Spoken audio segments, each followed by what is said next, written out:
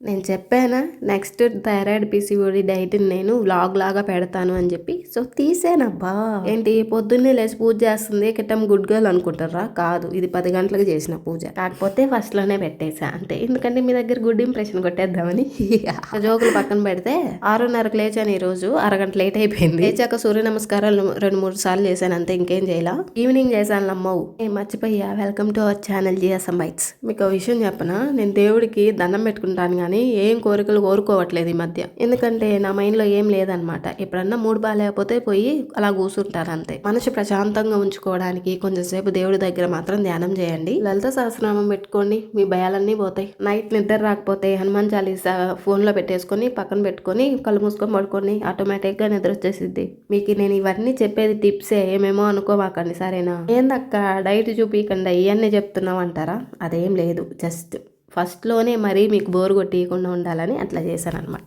నా పూజ అయితే అయిపోయింది. ఇప్పుడు డైట్ విషయానికి వస్తే పొద్దున్నే 7:30కి ఫస్ట్ డే ఏం చెప్పాను గుర్తు చేసుకోండి. ఈరోజు 2వ రోజు కాబట్టి నేను గ్రీన్ టీ తాగుతున్నాను. ఈ గ్రీన్ టీ కూడా లీవ్స్ తెచ్చుకోవాలన్నమాట. అంటే డిప్ చేసే ప్యాకెట్లు కాకుండా మనకి ఆకులు ఉంటాయి, వాటిని తెచ్చుకొని మరిగించుకొని తాగాలి.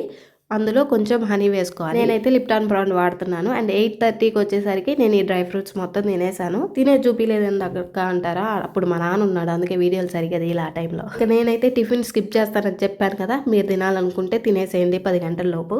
నేను దేవుడికి పూజ చేయాలి కాబట్టి ఇంటిని మాత్రం చెప్పాను కదా, నేను ఇల్లు తుడిచేటప్పుడు కర్ర పట్టి తొడవడం మానేసా. పక్కన పెట్టేసి గుడ్డ తీసుకొని వంగి లేస్తా తుడిచాను అనమాట ఇల్లంతా మొత్తం ప్రశాంతంగా. సో నా లెక్క వాక్ కూడా కంప్లీట్ అయిపోయింది. ఇంకా నేను 11కి తిన్నాను. ఇవి సీడ్స్ ఉన్నాయి కదా మనం తినాల్సినవి, పంప్కిన్ సీడ్స్, సన్ఫ్లవర్ సీడ్స్ అవన్నీ. సో నేను ఒక్కొక్క స్పూన్ అది ఇది తినేసాను. అండ్ వీటిని నేను గాజు గ్లాసు ఉంటాయి కదా జార్స్, వాటిల్లో స్టోర్ చేసుకున్నాను. అండ్ ఇవి కూడా కాస్ట్ చాలా తక్కువ ఉంటుంది, తెచ్చుకొని తినండి ఓకేనా.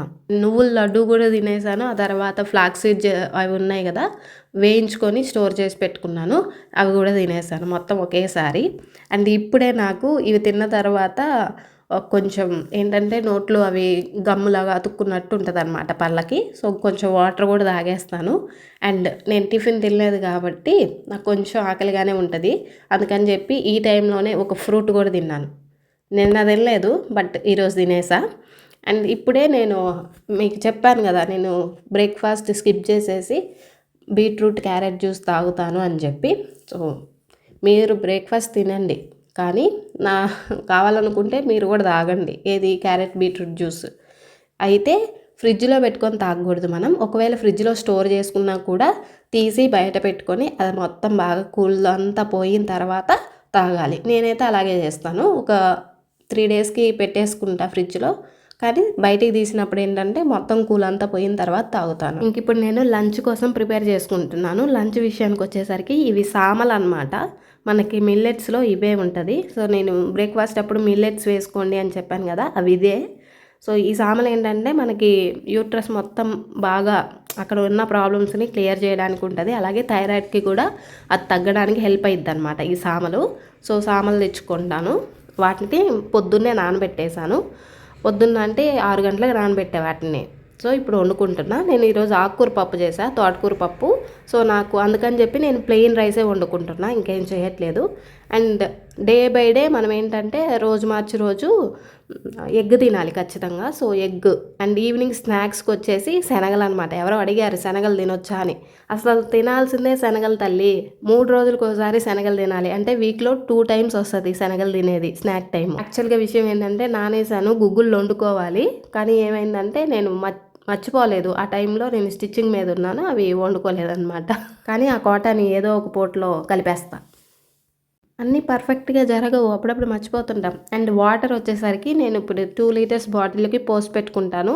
ఈ 2 లీటర్స్ డేలో మొత్తం కంప్లీట్ చేసేస్తాను ఈవినింగ్ అయిపోయే లోపు.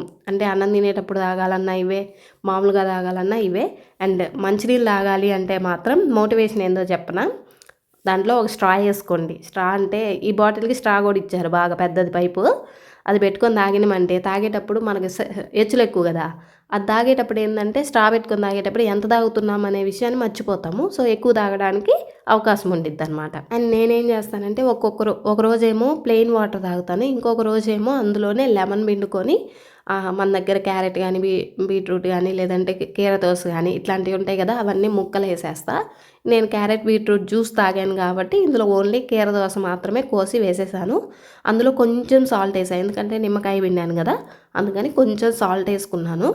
ఎందుకంటే నాకు కొంచెం లో బీపీ ఉండిద్ది, సో సాల్ట్ నాకు హెల్ప్ అవుతుంది అనమాట. అండ్ ఆ 2 కీరదోసలో ఉన్న రసాన్ని అంతా బాగా నీళ్ళలోకి లాగేసిద్ది. సో వీటినే నేను తాగుతూ ఉంటాను స్ట్రా చేసుకొని. ఇంకా వాటర్ తాగడానికి టైమింగ్స్ ఏం లేవు, మీ ఇష్టం, ఎంతైనా తాగొచ్చు, ఎప్పుడైనా తాగేయచ్చు. సో స్టోర్ చేసి పక్కన పెట్టుకున్నా. నేను ఆల్రెడీ సాములు నానబెట్టుకున్నా అని చెప్పాను కదా, అవి పొయ్యి మీద పెట్టాను, పొంగొచ్చినాయి. ఇప్పుడు నేనేంటంటే నాకు కర్రీ ఆల్రెడీ ఉంది, ఓకే, అంటే ఆకుకూర పప్పు. అండ్ ఇక్కడ ఒక విషయం చెప్పాలి, మనం ప్రతి 2 రోజులకు ఒకసారి ఆకుకూర తీసుకోవాలి. మీరు ఏ రోజు ఆకుకూర తీసుకుంటారనేది మీ ఇష్టం, ఇబ్బంది ఏం లేదు. అండ్ ఒకరోజు ఆకుకూర తీసుకోండి, ఇంకొక రోజు ఎగ్ తీసుకోండి. ఎగ్గు ఉడకబెట్టి తినాలి మామూలుగా అయితే. బట్ నేనేంటంటే ఈరోజు ఎగ్ ఉడకబెట్టకుండా ఆమ్లెట్ లాగా కూడా కాకుండా మనం ఏంటి మన ఆకుకూరల్లో మెయిన్గా మనకి బాగా హెల్ప్ అయ్యేది, బాగా కాల్షియం ఇచ్చేది ఏంటి అంటే పాలకూర బాగా తినాలన్నమాట. ఎట్లా తినాలంటే ప్రతి 2 రోజులకు ఒకసారి పాలకూర విడిగా వేయించుకొని మరీ తినాలి. అర్థమవుతుందా మీకు? ఆకుకూర పప్పు చేసుకోవడం, పచ్చడి చేసుకోవడం కాదు. పాలకూరని ఒక 5-6 ఒక కట్ట అయినా సరే, ఒక స్మాల్ కట్ట, ఆ కట్టని మొత్తం వేయించుకుంటే అది ఎంత అయింది, కొంచెమే అయింది. బాగా కడుక్కొని నూనెలో కొంచెం నూనె వేసి అట్లా అనుకొని దాన్నే డైరెక్ట్గా తినేయాలి మామూలుగా అయితే. బట్ నేనేంటంటే అట్లా డైరెక్ట్గా తినేయలేను. సో ముక్కలు మొత్తం కట్ చేసేసి అందులోనే బాగా నీరంతా పోయిన తర్వాత ఎగ్ వేసి మొత్తం ఫ్రైలాగా చేసేసి దాన్ని తిన్నానమాట. ఎందుకంటే ఒక్కోసారి ఏంటంటే మనం చప్పటి తినలేకపోతాం అనమాట. అంటే ఉత్త ఆకుకూర తినమంటే ఎట తింటాను చెప్పు, ఎంత వేయించినా సరే. అందుకని ఎగ్ వేసా. కానీ ఎగ్ నార్మల్గా మనం ఉడకబెట్టుకొని తినాలి. అది కూడా 2 రోజులకు ఒకసారే ఒక పూటే, అది కూడా లంచ్ టైంలో. కానీ ఉడకబెట్టిన దాంట్లో నుంచి మాత్రం సొన తినకూడదు, ఓకే. ఇప్పుడు నాకు రైస్ ఒక పక్కన ఉడుకుతుంది, పప్పు ఉంది లంచ్కి.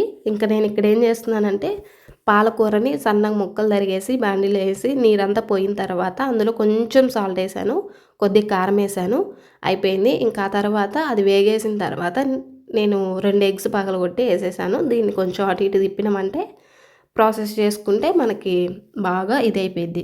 పాలకూర ఎంతలాగా కనపడిద్ది కానీ ఆ కట్టంతా, కానీ వేయిస్తే ఆడంతా అయితే చాలా కొద్దిగా అయిద్ది అనమాట. సో ఖచ్చితంగా పాలకూరని 2 రోజులకు ఒకసారి మీ డైట్లో, అది కూడా లంచ్ టైంలో తినడానికి ట్రై చేయండి. సో నా కర్రీస్ అయితే అయిపోయినాయి. రైస్ ఇది ఎట్లాగంటే ఆల్రెడీ మనం నానబెట్టుకున్నాం కదా, ఒక 6 అవర్స్ నాని ఇవి. ఒక గ్లాసు టీ గ్లాస్ అంతని పోసాను నేను బియ్యం, అది సామలు. దానికి 2 గ్లాసులు పోసేసి ఉడకబెట్టేశాను. కరెక్ట్గా మనకి పొడి పొడిలాడుతూ వచ్చేసింది. సో ఇది మధ్యలో మీకు నల్లగా కనపడేది ఏంటి అంటే కాకరకాయ కారం. ఇక్కడ మనం పికిల్స్ నిలవ పచ్చళ్ళు తినొచ్చు, అప్పటికప్పుడు పెట్టుకునే తినొచ్చు, కారపొడులు ఏమన్నా తినొచ్చు. ఇవి తినకపోతే ఏంటంటే మనకు నోరు సప్పబడిపోయిద్ది. సో తినొచ్చు, మనం తినకుండా ఉండడానికి ఏం లేదు అక్కడ, ఓకేనా. అది కాకరకాయ కారం నేను చేసుకున్నదే. సో అది కలిపేసి తినేస్తున్నాను. ప్లేట్ అంతా ఫుల్ అయిపోయింది. అసలు రైస్ ఎంత ఉండిద్దో కర్రీలు అంత తినాలి. ముందు రోజు ఏం తిన్నాను, ఫస్ట్ రోజు బ్రౌన్ రైస్ తిన్నా. ఈరోజు ఏం తిన్నాను, సామలు ఉడకబెట్టుకొని తినేసాను. లంచ్ టైంకి అయిపోయింది. అండ్ లంచ్ టైంలోనే నాకు ఎక్కువ వాటర్ నేను తాగుతాను.